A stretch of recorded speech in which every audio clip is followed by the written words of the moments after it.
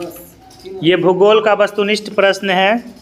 सभी प्रकार के कंपटीशन एग्जाम में इस तरह के प्रश्न पूछे जाते हैं। यदि आप पहली बार वीडियो को देख रहे हैं तो निश्चित रूप से चैनल को सब्सक्राइब कर लें, ताकि इस तरह के वस्तुनिष्ठ प्रश्न का नोटिफिकेशन आपको मिलता रहेगा। ये क्लास 9th के NCERT के भूगोल विषय से बनाया गया है। ये भूगोल का वस्तुनिष्ठ प्रश्न है। तो चलते प्रश्न 1 पर। अंतर्राष्ट्रीय आवागमन के लिए ली जाने वाले आदेश को क्या कहा जाता है? तो इस प्रश्न का सही आंसर हो जाएगा वीज़ा।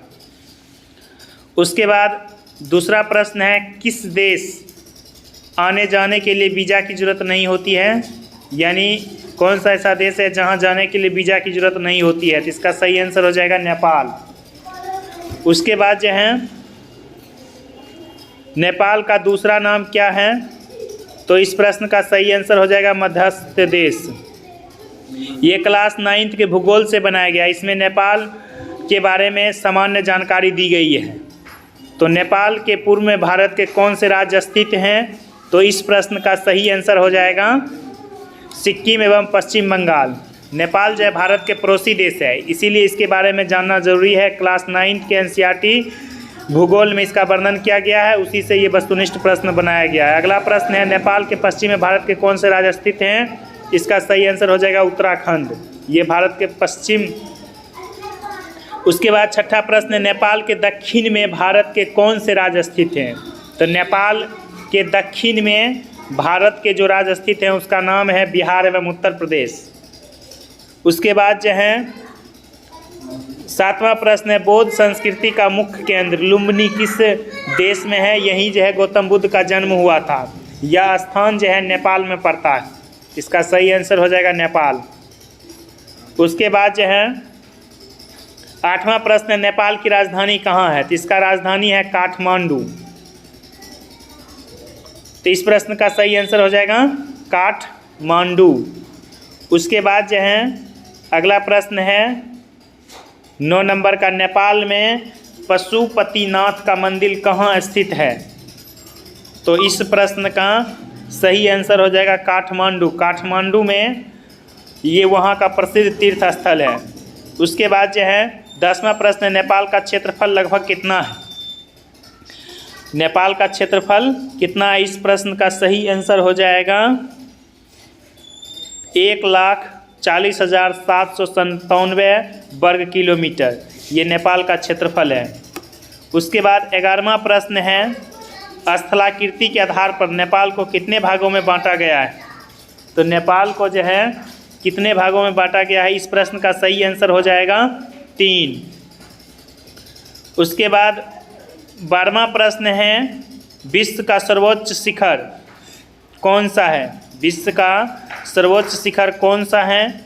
तो इस प्रश्न का सही आंसर हो जाएगा एवरेस्ट, और इसकी ऊंचाई जो है 8,848 मीटर है और यह नेपाल में स्थित है। उसके बाद जो है 13वां प्रश्न है, स्थानीय लोग एवरेस्ट की चोटी को क्या कहते हैं? तो स्थानीय लोग एवरेस्ट की चोटी को क्या कहते हैं? तो इस प्रश्न का सही आंसर हो जाएगा सागर माथा।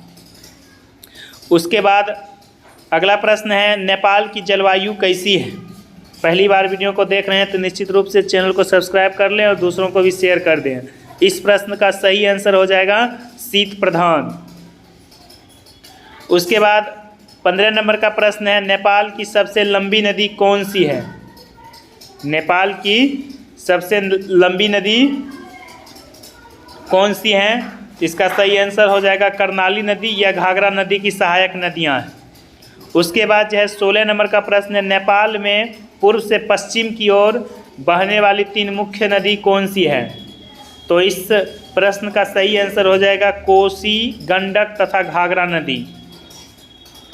उसके बाद है, नेपाल में गंडक नदी को किस नाम से जाना जाता है? तो नेपाल में गंडक नदी का एक दूसरा भी नाम है, तो इस प्रश्न का सही आंसर हो जाएगा नारायणी नदी। इस नाम से गंडक को जाना जाता है। उसके बाद 18वां प्रश्न है, नेपाल में कोसी नदी को क्या कहा जाता है? तो कोसी नदी का भी दूसरा नाम है। तो नेपाल में इस नदी को कहा जाता है सप्तकोशी। इसका सही आंसर हो जाएगा। उसके बाद जो है प्रश्न संख्या 19 हैं। नेपाल के कितने प्रतिशत भूभाग पर वन है? तो इस प्रश्न का सही आंसर हो जाएगा 25.4%। यदि आप पहली बार देख रहे हैं तो निश्चित रूप से सब्सक्राइब कर लें चैनल को, इस तरह के वीडियो आपको मिलता रहेगा। नेपाल के कितने प्रतिशत भूभाग पर खेती होती है? तो इसका सही आंसर हो जाएगा 18%। यानी नेपाल में जो भूमि है उसका 18% भाग पर खेती होती है। उसके बाद 21 नंबर का प्रश्न है, नेपाल की मुख्य व्यवसाय क्या है? तो कृषि तथा पशुपालन यहाँ की मुख्य व्यवसाय है।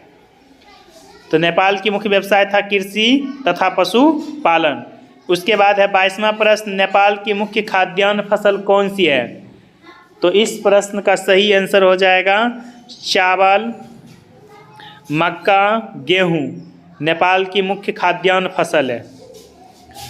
उसके बाद जो है इस प्रश्न के बाद अगला प्रश्न है 23 नंबर का, नेपाल का मुख्य खनिज कौन सा है? ये क्लास 9 के भूगोल का वस्तुनिष्ठ प्रश्न है। तो इस प्रश्न का सही आंसर हो जाएगा अभ्रक, यानी मुख्य रूप से नेपाल में अभ्रक ही पाया जाता है खनिज के रूप में। उसके बाद 24 नंबर का प्रश्न है, नेपाल में देवी घाट जल विद्युत परियोजना किस देश के सहयोग से चालू किया गया है? तो नेपाल में मात्र एक ही विद्युत परियोजना है और यह किस देश के सहयोग से चालू किया गया है? तो भारत। उसके बाद जो है 25 नंबर का प्रश्न, नेपाल की दूसरी सबसे बड़ा शहर कौन सा है? तो इस प्रश्न का सही आंसर यानी दूसरा सबसे बड़ा शहर कौन सा है नेपाल का? तो पोखरा। तो 1 नंबर में सबसे बड़ा शहर है काठमांडू। उसके बाद नेपाल में आधुनिक लोकतंत्र की स्थापना कब हुई थी? यह प्रश्न जो इस वीडियो का अंतिम है, ये हमारे पड़ोसी देश नेपाल से संबंधित इस वीडियो में चर्चा किया गया था। तो इस प्रश्न का सही आंसर हो जाएगा 2008 ईस्वी में। इस तरह के वीडियो का लाभ लेने के लिए निश्चित रूप से चैनल को सब्सक्राइब कर लें। ये क्लास 9 के NCERT भूगोल का वस्तुनिष्ठ प्रश्न था। इसी तरह के वीडियो आपको मिलता रहेगा यहाँ से, तो निश्चित रूप से चैनल को सब्सक्राइब कर लें।